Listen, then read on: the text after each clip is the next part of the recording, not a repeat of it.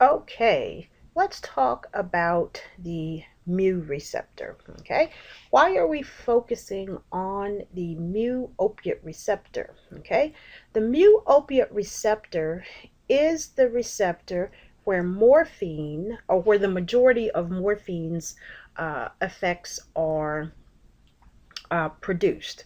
Okay, and so that's why in this chapter, it focuses on the mu opiate receptor. Now, we do have the other two types of receptors, but when we think about the effects of morphine and most of the effects associated with opiates that we're talking about in this chapter are going to be associated with the mu opiate receptor and morphine's effects at this receptor.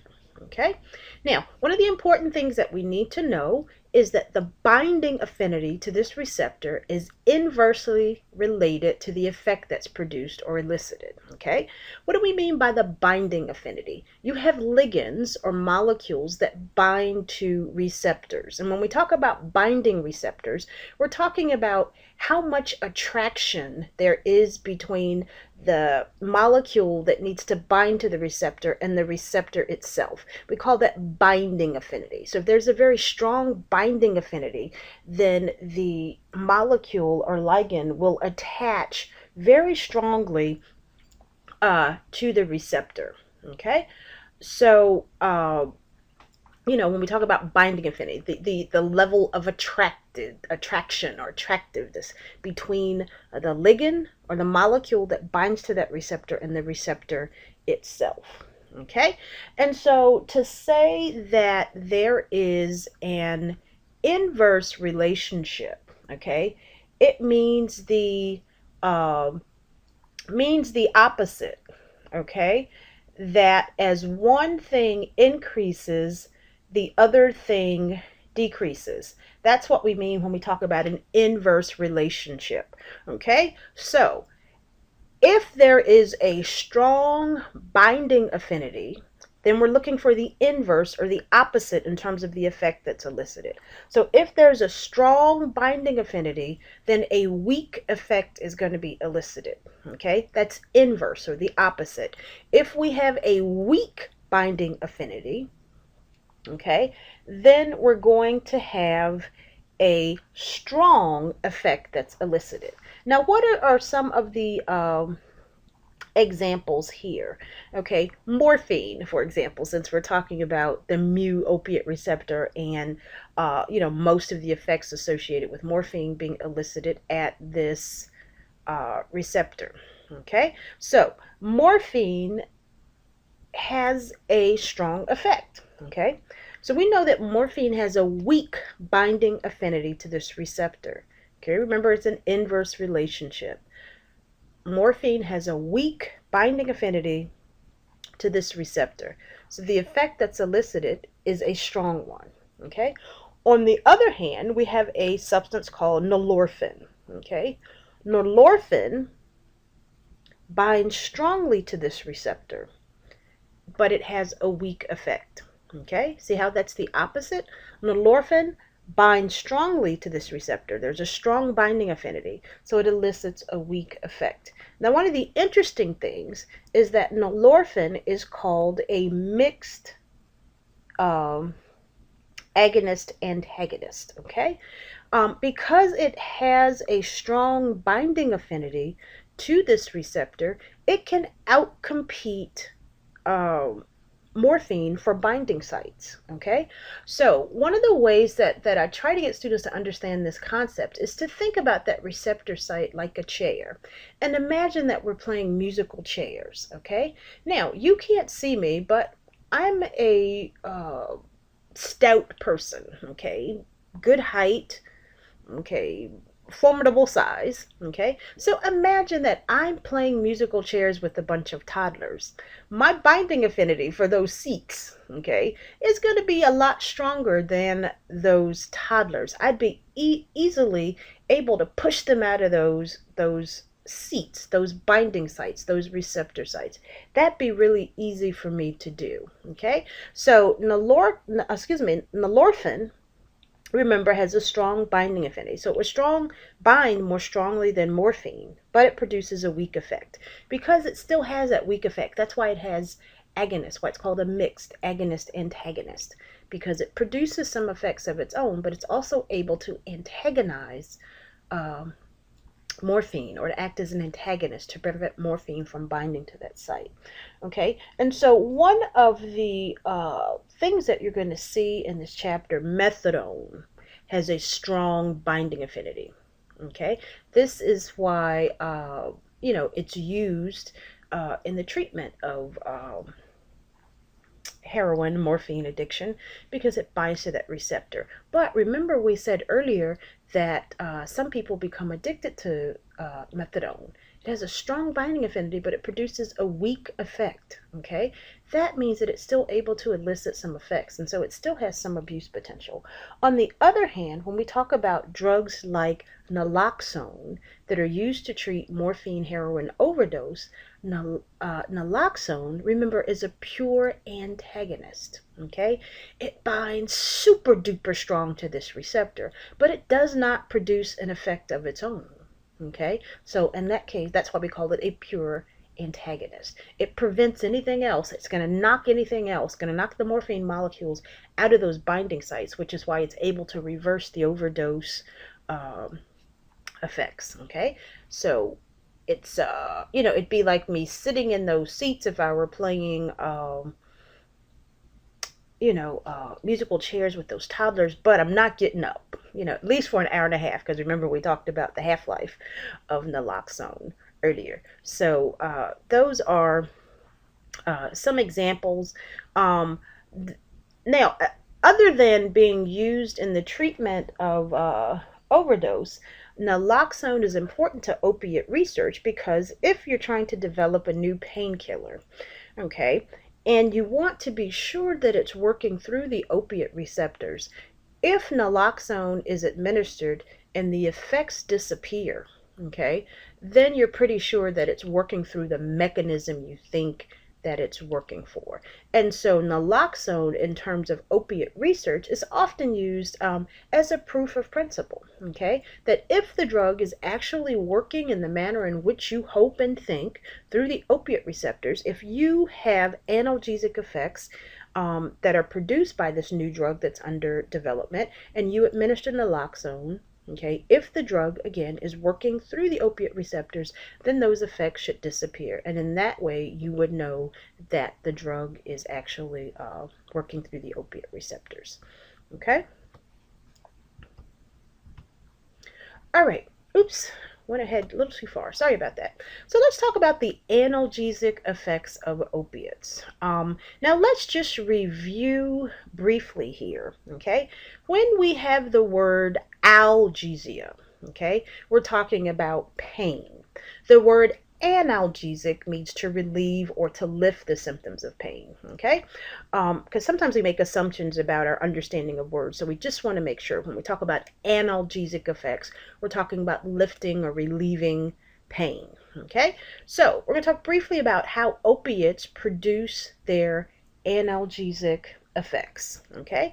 One of the ways that opiates produce their analgesic effects is by blocking incoming information to the spinal cord, okay? So if an individual experiences painful stimuli, okay, then that information is going to be sent, cause an action potential. That information is going to be sent along axons, and then, reach the spinal cord, send a message to the brain, okay? And so one of the ways that you can block relief pain is to prevent that message from getting to the spinal cord and the brain, okay? So one of the ways, again, that opiates produce their analgesic effects is by blocking incoming information to the spinal cord and the brain. The second way that opiates produce their analgesic effects is by stimulating the area of the brain that is responsible for pain perception. Okay, we call that area the periaqueductal gray area. Now you'll see the spelling for that area in your textbook. I would never ask you to spell it, but just so that you know how to recognize it if you saw it on an exam, make sure that you read that in your textbook. Okay, so again, the second way is by stimulating the area of the brain that's responsible for pain perception. That's the periaqueductal gray area. And then the third way that opiates produce their analgesic effects is by reducing the emotional aspects of pain. Okay, so there are emotional aspects of pain and the sensations of pain, and the opiate drugs tend to reduce that. We put people in a in a different state of mind, a different place, so that the emotional aspects of pain are changed. Okay, so just briefly, let's just summarize those again. How do opiates produce their analgesic effects? One, blocking incoming information to the spinal cord and brain. Two, stimulating the area of the brain that's responsible for pain perception. That's the periaqueductal gray area. And three, by reducing the emotional aspects of pain. Okay, now one of the things that we want to make sure we address here are the sensory components of pain. Okay, so one of the sensory components of pain is thermal pain. Okay, now this goes in both directions, both hot and cold. The pain that we feel when we have thermal insults. Okay, so things that are very hot that can burn us, and if you're a scientist like me, things that are very cold can burn us. So when you see things in the movie with people sticking their tongues on metal poles and things like that when it's very cold outside, those are actually very dangerous things. The pain and also the tissue injury that accompanies that pain. So both things that are very, very hot and things that are very, very cold can be very painful. Okay, the second sensory component of pain is going to be our mechanical pain. Okay, I'm getting older, so mechanical pain, the pain that occurs when we move, when things are moved. Moving muscles, joints, things like that. Okay, and let me go back for just a second. With thermal pain, you had the thermal pain, hot and cold. So with the mechanical pain, here we want to also consider pressure. If there's something that hits us hard enough, okay, hits us in the leg, on the arm, whatever, those types of things also hurt when we think about mechanical pain. And then we have visceral pain. This is organ pain. Oftentimes these are pains that cannot be localized, so to speak, because sometimes we may say that, oh, my stomach hurts, but it may not actually be your stomach. It could be pain that's originating from some organ that's in your abdominal cavity, but because we associate that area with our stomach, we may say that our stomach hurts. Sometimes the stomach really does hurt, but I'm just giving you the example. Visceral pain, organ pain, could be spleen, kidneys, liver,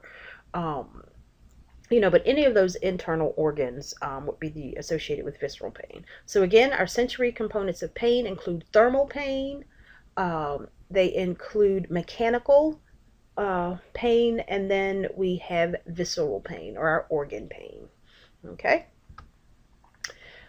Now, opiates depress three important brain centers. Okay. What are those three brain centers? Depresses the respiratory system. Okay. And so oftentimes when people have had large doses of opiates, morphine, etc., they may experience slow or shallow breathing. Okay. And one of the things that's a big perception, not just with the opiates, but a lot of drugs of abuse, a lot of people don't realize that when people overdose from opiates, other drugs as well, one of the major thing that occurs is depression of the respiratory system.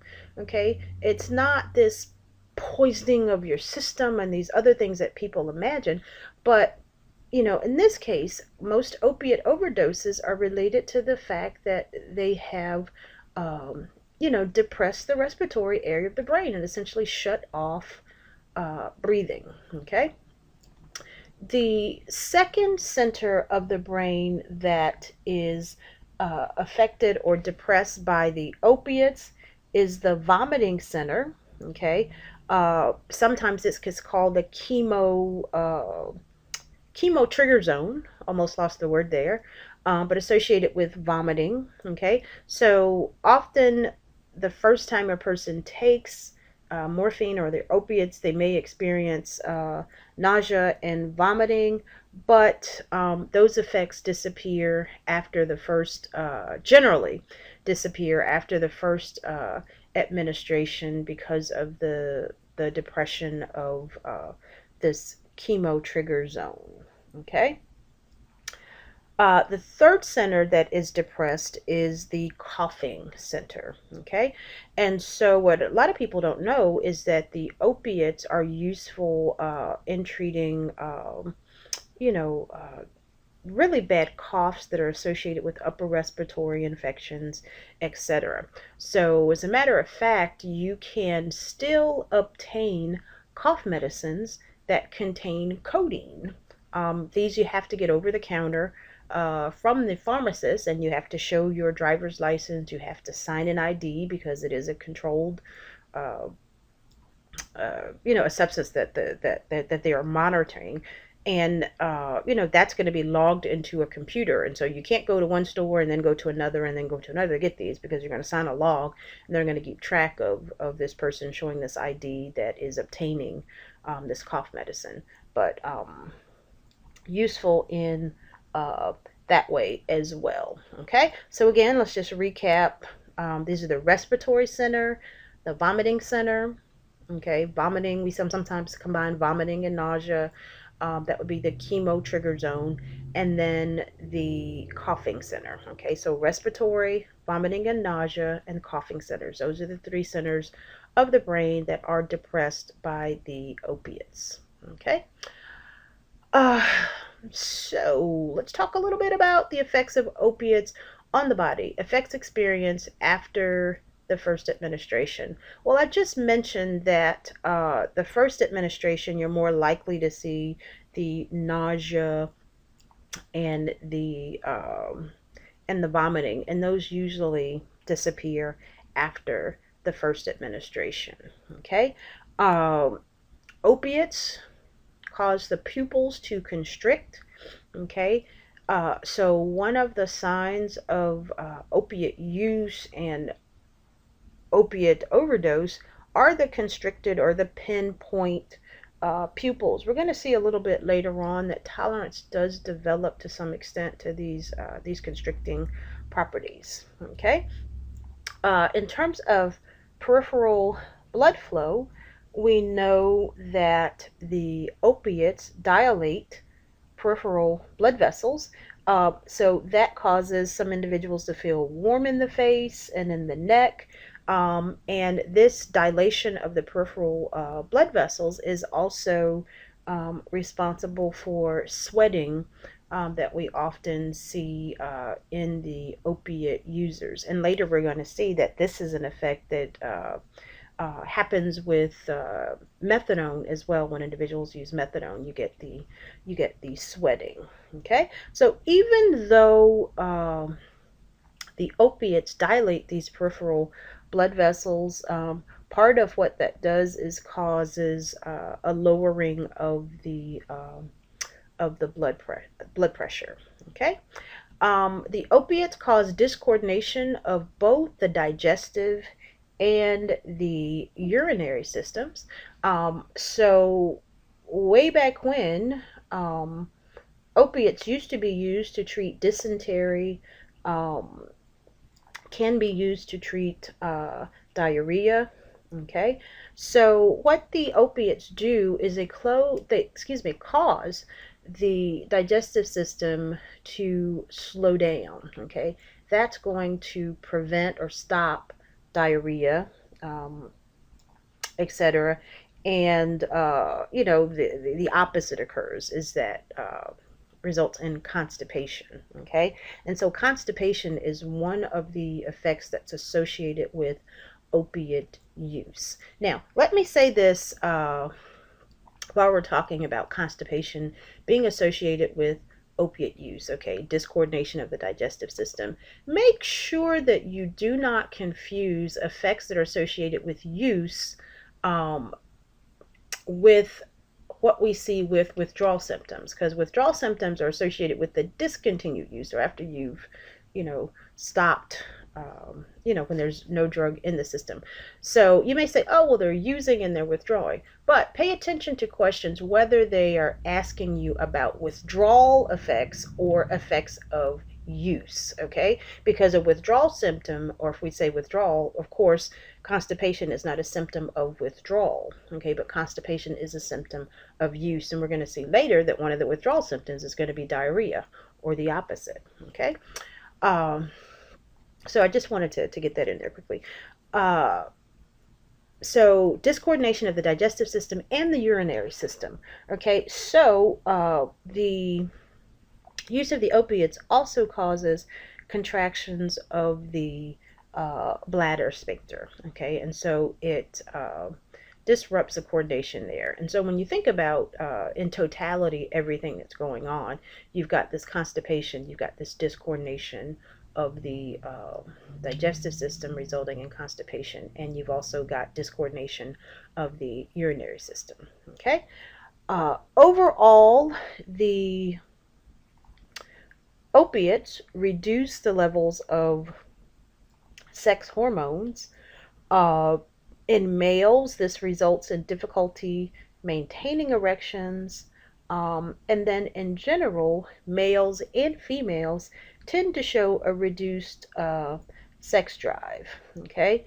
And you also see some atrophy or loss of some secondary sex characteristics as the result of the use of the opiates. Now, the reduction in the sex hormones is an interesting effect associated with the opiate use, especially given that you also see, one of the effects reported, reduced sex drive, because often sex is exchanged for use of drugs. So, it's been reported that, across history, because of the reduced sex levels, that opiates were used as a means of birth control in prostitutes. Seems a roundabout way, to obtain birth control, but, birth control has not always been readily available, etc. Okay. Now, in terms of sleep, the opiates do not actually increase sleep, but they can cause a sleepy feeling. And in contrast to that, the opiates can actually cause insomnia. Okay. Now, you may say, wow, but I know folks who have had pain meds and they get sleepy, or they go to sleep. One of the things that we do know is that the opiates tend to improve sleep in individuals that are kept awake by pain.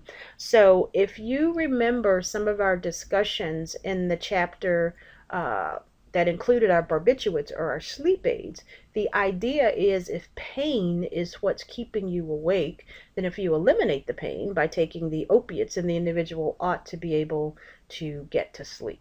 Okay, so again, in general, the opiates don't increase sleep, although they can create sleepy feelings. In some individuals, they can actually create insomnia.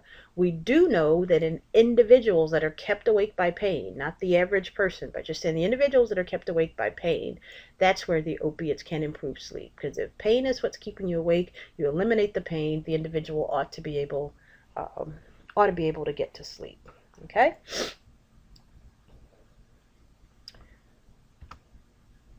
All right. So, some other effects of opiates.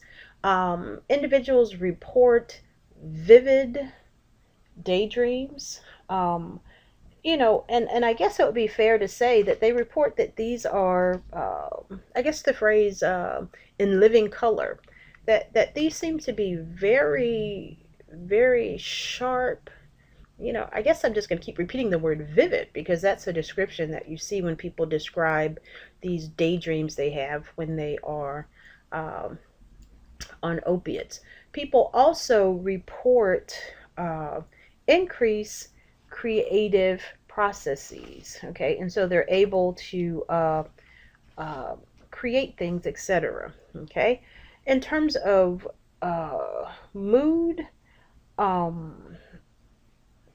You get individuals that, some individuals report euphoric effects.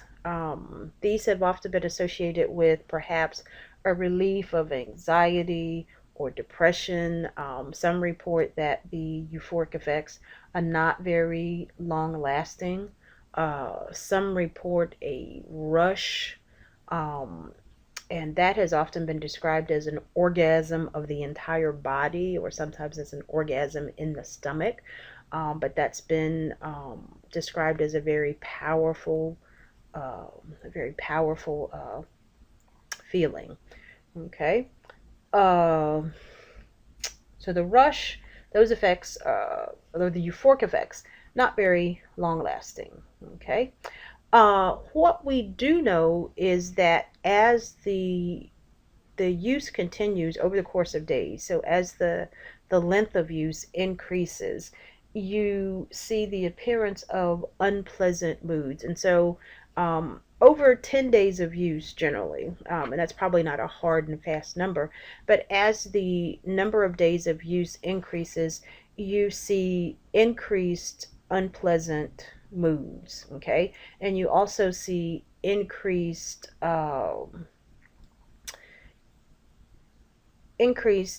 psychiatric symptoms. People have increased aggressive behaviors. Okay. uh, and they're going to have decreased social interactions. Okay. Decreased physical activity, decreased social interactions, increased aggressive behavior. Okay. Now, one of the things that we need to point out here is that a lot of the effects of the opiates are subjective, and they depend on the individual that's using. And so often the effects that are reported are different if you have a naive user, first time user, or user who's just starting. So if you have a naive user versus a seasoned user. Um, Similarly, the subjective effects differ if it's an individual that is suffering from a pain condition versus an individual who is not. And so you do see some differences in effects based on, again, whether or not the user is naive or experienced, if the user is experiencing pain or not. Okay. Now, in terms of performance, psychomotor versus cognitive, what we see, we already talked about a decreased physical activity. Okay. But what we do see is that the psychomotor performance can slow down. Okay. And so I think early on in the chapter, they talk about other drugs that are similar, producing what we call frozen addicts. But the psychomotor performance is slowed, but cognitively, individuals, the cognition seems to still be intact, but the psychomotor performance slows. Okay. So I'll pick up here. I'm going to stop, and I'm going to pick up here when we continue.